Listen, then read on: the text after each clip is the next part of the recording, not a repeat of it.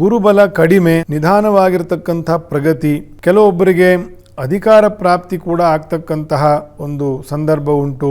ಮಿಥುನ ರಾಶಿಯವರಿಗೆ ರಾಹುವಿನ ದೋಷ 9ನೇ ಮನೆಯಲ್ಲಿದೆ.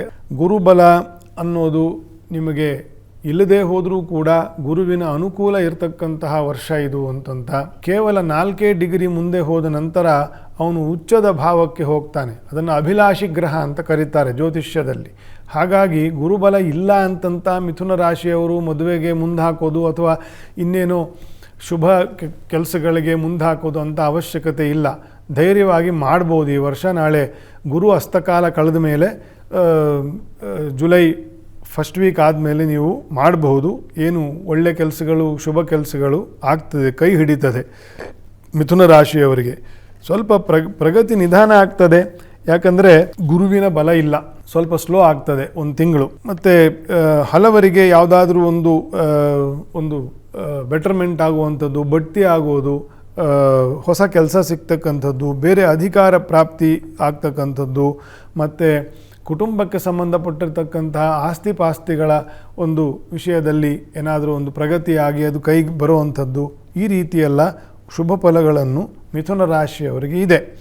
ರಾಹು ದೋಷ ಉಂಟು. 9ನೇ ಮನೆಯ ರಾಹು ನಿಮ್ಮ ಕುಟುಂಬದಲ್ಲಿ ಇರ್ತಕ್ಕಂತಹ ದೈವ ದೇವರುಗಳು, ನಾಗದೇವರುಗಳು, ಈಶ್ವರ ದೇವರಿಗೆ ಸಂಬಂಧಪಟ್ಟಿರ್ತಕ್ಕಂಥದ್ದು, ಈಶ್ವರ ಗಣಗಳಿಗೆ ಸಂಬಂಧಪಟ್ಟಿರ್ತಕ್ಕಂತಹ ದೈವ ದೇವತೆಗಳು, ಇಂಥವ್ರದ್ದೆಲ್ಲ ಸ್ವಲ್ಪ ಋಣಗಳು ಇರ್ತದೆ ಅಥವಾ ದೋಷಗಳು ಇರ್ತದೆ.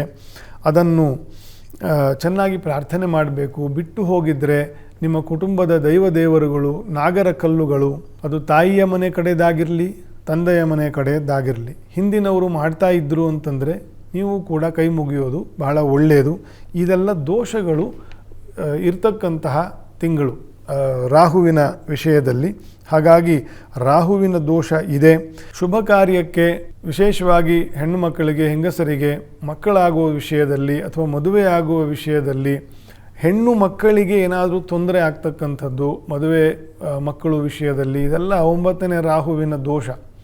ಹಾಗಾಗಿ ಆ ಹೆಣ್ಣು ಮಕ್ಕಳ ಸಂಕಲ್ಪದಲ್ಲಿ ಸುಬ್ರಹ್ಮಣ್ಯ ಮಠ, ಸುಬ್ರಹ್ಮಣ್ಯ ದೇವಸ್ಥಾನ, ಕುಕ್ಕೆ ಸುಬ್ರಹ್ಮಣ್ಯ, ಎಲ್ಲಾದರೂ ಇಲ್ಲಿ ಎಲ್ಲ ಹೆಜ್ಜೆ ನಮಸ್ಕಾರ ಮಾಡಿಸೋದು, ಅಭಿಷೇಕ ಸೇವೆ, ಆಶ್ಲೇಷ ಬಲಿದಾನ, ಇದೆಲ್ಲವೂ ಬಹಳ ವಿಶೇಷವಾಗಿರ್ತಕ್ಕಂತಹ ಶುಭ ಫಲಗಳನ್ನು ಕೊಡ್ತಕ್ಕಂಥದ್ದು.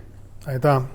ದುರ್ಗಾ ಪಾರಾಯಣೆ ಅಂದರೆ ಚಂಡಿಕಾ ಪಾರಾಯಣೆ ಅಂತ ಕರೀತಾರೆ. ಅದನ್ನು ಮನೆಯಲ್ಲಿ ಚಂಡಿಕಾ ಪಾರಾಯಣೆಯನ್ನು ಮಾಡಿಸೋದು, ಅದರಿಂದಲೂ ಕೂಡ ಕುಜ ಮತ್ತು ರಾಹುವಿನ ದೋಷಗಳು ಪರಿಹಾರ ಆಗ್ತದೆ.